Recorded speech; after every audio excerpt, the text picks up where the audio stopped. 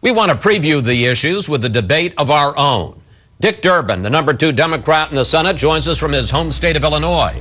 And a top Republican on foreign policy, Senator Lindsey Graham, is in his home state of South Carolina. Senators, let's start with breaking news. A report in today's New York Times that Iran and the U.S. have agreed in principle to one-on-one talks about Iran's nuclear program. Like the White House said late last night that they have not agreed to talks, but that the U.S., the administration, is open to the idea. Senator Graham, let me start with you. What do you think of one-on-one talks with Iran, and what do you make of the timing of this coming out 2 weeks before the election?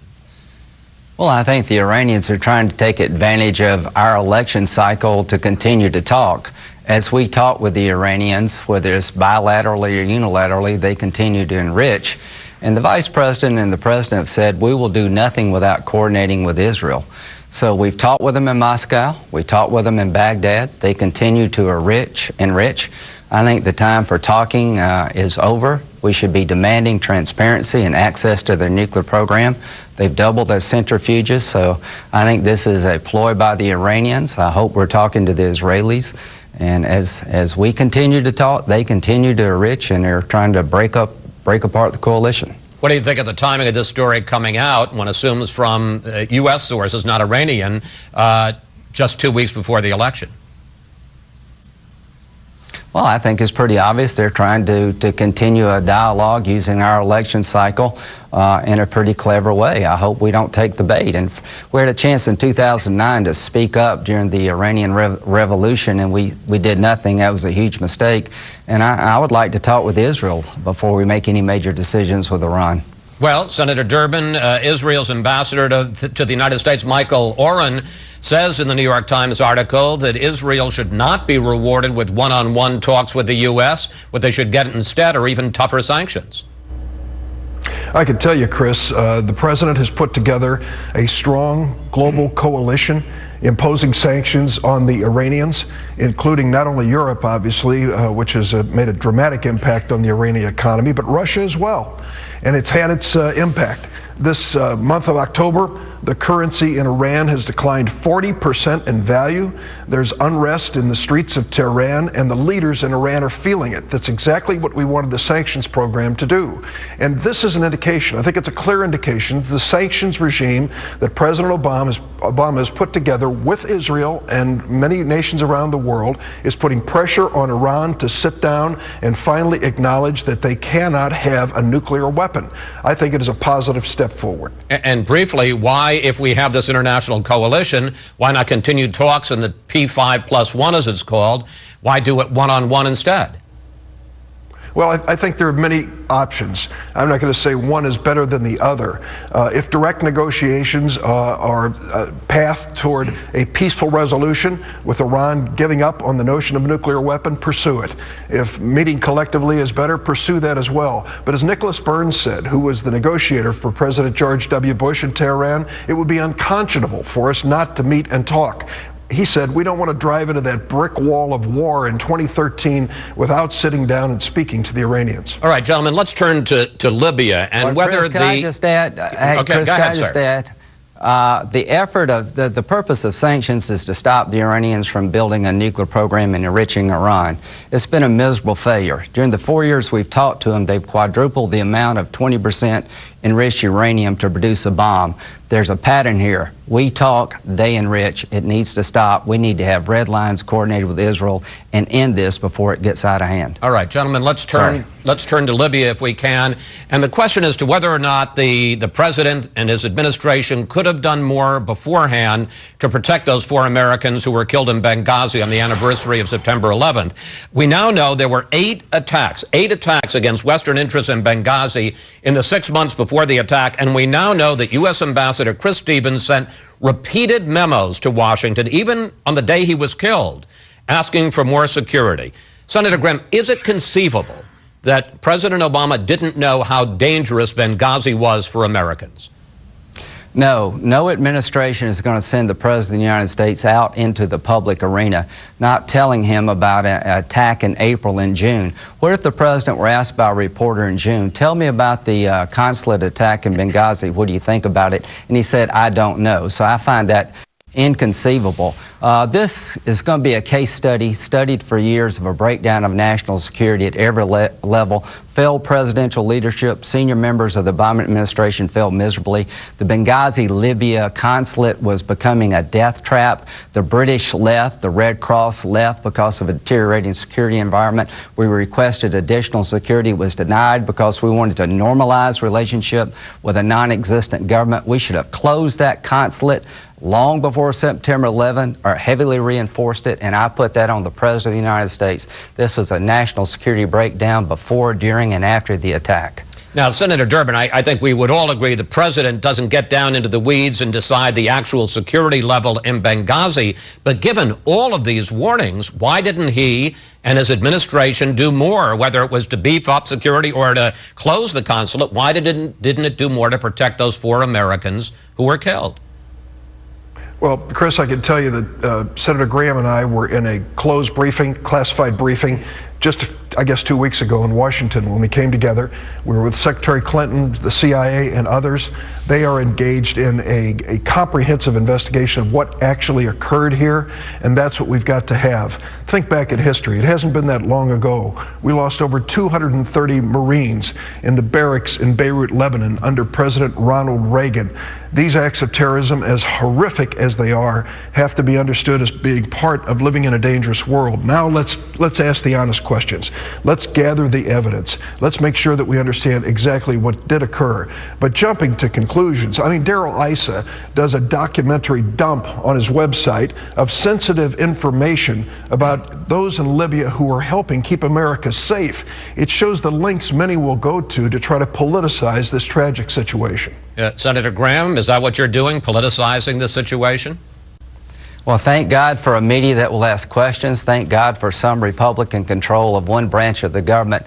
If you left it up to this administration to inform the American people, we would still be believing this was a spontaneous riot spurred by video. There was no mob, there was no riot. So no, I am totally convinced this is going to go down in history as one of the most major breakdowns of national security in a very long time. It's Exhibit A of a failed national security strategy. This consulate was under siege for months. It had been attacked twice. Everybody else had left Benghazi but us. We refused additional security requests because we wanted to normalize relationships. For over 7 hours on September the 11th, the day of heightened concern throughout the world for America, the anniversary of our September 11th attack, this consulate was attacked for over 7 hours. There were no land forces available to reinforce the consulate. No Air Force, no air power was sent over to help these people for over 7 hours. And after the attack, you had one convoluted, distorted, deceiving explanation. Senator Graham, we're going to get to the accounts, the shifting accounts, in a moment. But I want to press my question with you again, Senator Durbin, because you didn't really answer. Why didn't, with all of these warnings, I mean, we had repeated memos from the ambassador, repeated requests from the security team on the ground. Why didn't the administration do more to protect these people in Benghazi? You know, that question is going to be answered, Chris, when we gather the information together. But let me also remind you, Senator, a skeptic would say, yeah, and guess when the investigation is going to end? Sometime after Election Day. Well, and shouldn't this investigation be done in a thorough, professional, and complete way? As Senator Graham can tell you, when we sat down for this classified briefing, they said it was days, literally days, before we could put our investigative team on the ground in Benghazi. Well, doesn't that give you an indication of how dangerous Benghazi was then, beforehand? If we couldn't get the FBI there for a couple of weeks? Of course it was dangerous, and we lost 4 Americans. But look at the situation on the ground immediately afterwards, when the Libyans were demonstrating in the streets in support of the United States. It is a volatile situation. It is always easier the day after to say how you could have won that football game. But what it boils down to is, let's get the facts together. This idea of Chairman Issa, that he's going to dump the names in public of Libyans who are risking their lives to support America and keep us safe in an effort to get a political toehold in this election, is unconscionable. It is unacceptable. I'm sure that Senator Graham doesn't support that. Well, let's move on to the question of the shifting story after the fact. The president said in the debate this week that on the day after the attack on September 12th, that he called it an act of terror. Here's what actually happened in the Rose Garden. Yesterday, 4 of these extraordinary Americans were killed in an attack on our diplomatic post in Benghazi. We reject all efforts to denigrate the religious beliefs of others.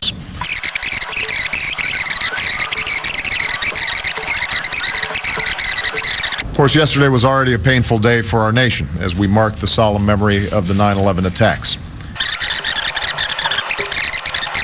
No acts of terror will ever shake the resolve of this great nation. Senator Graham, we did it that way to show that there was quite a gap between various things that he was discussing in the Rose Garden. Did the president, did his team call this an act of terror from the start? And do you really believe that they were playing politics with the way they were spinning out this story? Well, I believe this administration has a history of playing politics for foreign policy. This is the very administration that leaked every detail of our bin Laden raid to make themselves look good. This is the administration that leaked details of cyber attacks against Iran.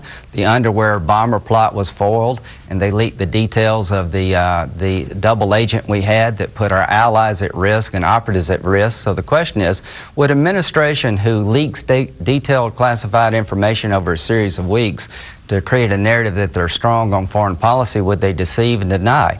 The reason they do not want to admit it was a al-Qaeda inspired militia attack that could be seen coming for months in a deteriorated security environment where the British and the Red Cross and everybody left but us, it undercuts the narrative that by killing bin Laden, al-Qaeda is dismantled on the run and the wars are receding. This is Exhibit A of a failed foreign policy.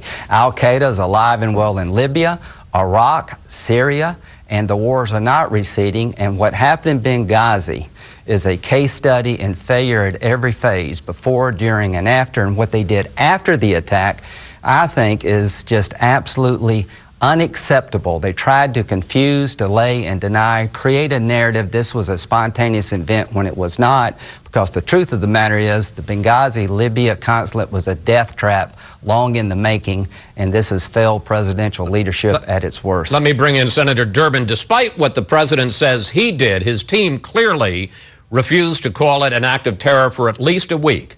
Take a look. This is not a case of protests directed at the United States writ large or at U.S. policy. This is in response to a video that is offensive. It was a spontaneous reaction to what had just transpired in Cairo as a consequence of the video.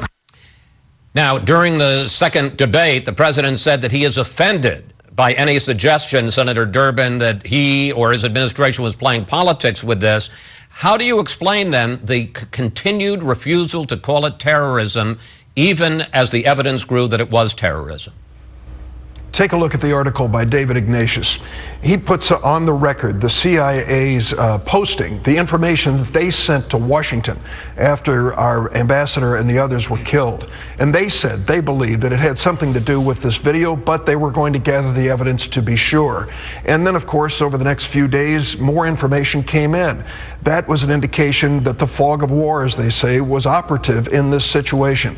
What I find really hard to accept, I have to disagree with my friend Senator Graham, is this notion about the president's foreign policy. The president has been a strong and steady leader. We have responsibly ended the war in Iraq. We are going to end the war in Afghanistan. Al-Qaeda is a shadow of its former self. Osama bin Laden is moldering in some watery grave somewhere. And we've now put enough pressure on Iran with the sanctions regime, so they won't develop a nuclear weapon, that they want to sit down and talk. These are all positive developments moving us toward a more stable nation, a more stable world, when we faced threats of terrorism in every direction. Senator this Durbin, president has been a strong leader. Senator Durbin, and I hate to interrupt, but we are running out of time. I just have one question. And you're quite right, there is a report that the CIA put out talking points that said that this was a spontaneous demonstration. But if that was what the CIA's best intelligence was, then why does President Obama claim that he called it terror the day after? Well, of course it involves an act of terror, whether it was a result of a spontaneous demonstration or something that was planned. You know, this just is unacceptable that you would attack another embassy and kill the ambassador. It is terrorism in any form, whatever the motivation might have been. But his administration refused to say it for the first week. They were asked repeatedly. No, of course not. Let me try to channel Candy Crowley for a minute here. This president did say acts of terror, and you can play the tape on Fox any way you wish, but he said it, and it was an act of terror, and we were waiting to find out what the real motivation and driving force was behind it. We need to have a thorough investigation, get to the bottom of it, and as the president said, hold those accountable who did it. Senator Graham, you get the last word. Chris, this was not a spontaneous riot. There was never a mob. There's a video of the consulate. Nobody was there. Ambassador Stevenson met the Turkish ambassador. There was an assault around the compound. There was 125 people using heavy mortars. It was a 7-hour planned attack, pre-planned in the making. The intel was that Al-Qaeda's on the rise in Benghazi, Libya. Everybody else left but us. The CIA chief said this was a militia attack within 24 hours. The president of Libya said this was an Al-Qaeda attack. There was no mob. There was no riot. Iraq is falling apart. Bin Laden may be dead. Al-Qaeda's on the rise. If you don't believe me, go to the training camps in Iraq that have come up after we left. Syria is a contagion affecting the region. 32,000 people have been killed while we're doing nothing. Islamic extremists are beginning to infiltrate Syria. And as to Iran, they've got quadrupled the amount of enriched uranium to make a bomb they had before Obama got in office. Nothing is working. The whole region is falling apart. Leading from behind is a failure, and overselling the death of bin Laden finally caught up with them in Libya. Now, I really do feel like one of the moderators because you both ran over me. Senator Graham, Senator Durbin, I want to thank you both. Thanks for joining us today. We'll see if the candidates do as well as you guys did tomorrow night.